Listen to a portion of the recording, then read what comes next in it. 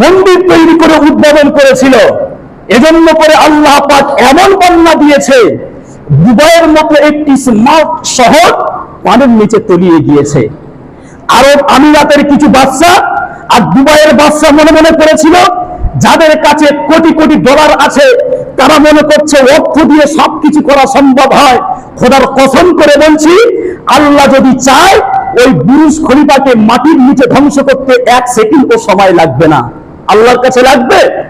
তো দুবাইয়ের ওই বৃষ্টি সেখানকার মানুষদেরকে আল্লাহ পাকের ক্ষমতার আন্দাজা লাগিয়ে দিয়েছেন। দুবাইয়ের মানুষ তারা তো মौज মস্তির মধ্যে সময় কাটায়, তারা তো আয়েশ আয়ের জিন্দেগি তারা কাটায়। আল্লাহ পাক তাদেরকে স্মরণ করিয়ে দিয়েছেন যে আমি হলাম সব থেকে বড়। আমি আল্লাহ চাইলে মরুভূমির মধ্যে আমি বৃষ্টি বর্ষণ করে আমি সেটা সমুদ্র বানিয়ে দিতে পারি, আর আমি আল্লাহ চাইলে ওই সমুদ্রকে শুকিয়ে আমি মরুভূমিও বানিয়ে দিতে পারি। আল্লাহ পাক নিজের ক্ষমতার আন্দাজা লাগিয়ে দিয়েছেন। 75 বছরের রেকর্ড নাকি ভেঙে দিয়েছে। সেখানকার মার্কেট, সেখানকার শপিং মল, এমনকি রেল স্টেশন, মেট্রো স্টেশন, সেখানে পানি উঠে গিয়েছে। আর ওই এয়ারপোর্টের বিমানগুলো পানি নৌকার মতো ভাসছে পানিতে। দুবাইয়ের শাসক কখনো পরিকল্পনা করতে পারেনি স্বপ্নেও যে এমন আল্লাহর আযাব আসতে পারে। স্মার্ট একটি শহর পানির নিচে তলিয়ে গিয়েছে। আল্লাহ পাক কি করেছেন? সামান্য একটু বৃষ্টি বাড়িয়ে দিয়েছেন। শান্তি কেড়ে নিতে আল্লাহর কাছে কি সেকেন্ডের বেশি সময় লাগে? সময় লাগে না। সেখানকার শাসক একটা কাজ করেছিল, সেটা কি? সেটা হলো ক্লাউড সিডিং, অর্থাৎ বৃষ্টি বর্ষণ হওয়ার পূর্বে বৃষ্টি ঘটানো। এর অর্থ হলো এটাই যে চীন দেশের বৈজ্ঞানিক তারা নাকি সফলতা অর্জন করেছে যে মানুষের মুখে তারা হাসি ফোটাবে। কেমন ভাবে? তারা গ্রীষ্মকালে ঠান্ডা দেবে আর বর্ষাকালে মেঘে বোমা মেরে বিচ্ছিন্ন করে তারা বৃষ্টি বন্ধ করে দেবে। আর গ্রীষ্মকালে খরার সময় মানুষ যখন পানির জন্য হাহাকার করবে তখন তারা ওই মেশিনের সাহায্যে আকাশে মেঘ জমিয়ে তারা বৃষ্টি বর্ষণ করে দুনিয়াকে ঠান্ডা করে দেবে। চীনের বিজ্ঞানী সফলতা অর্জন করেছে। এই ক্লাউড সিডিং এরা তারা ব্যবহার করেছে। এটা আবিষ্কার করেছিল পশ্চিমার বৈজ্ঞানিকরা, কিন্তু তারা ব্যবহার করেনি, তারা গ্রহণ করেনি। তারা জানে যে এর বিপরীত হতে পারে, এজন্য করে সেটাকে তারা দুবাইয়ের শাসকের উপরে চাপিয়ে দিয়েছে। বৃষ্টি বর্ষণ করা কার কাজ? আল্লাহর কুদরত।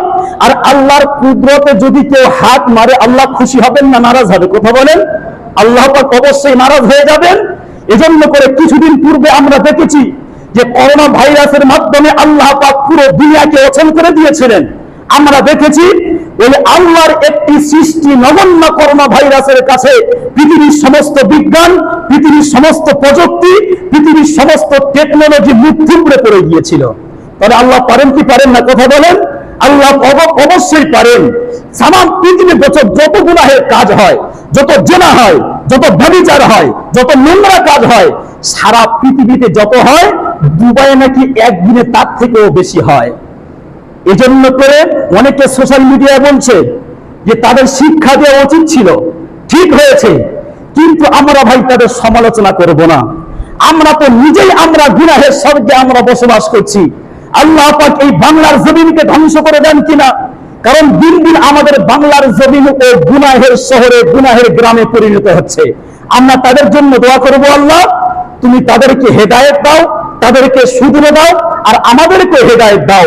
কারণ একজন মুসলমানের বিপর্যয়ের সময় অপর মুসলমান কখনো খুশি হতে পারে না।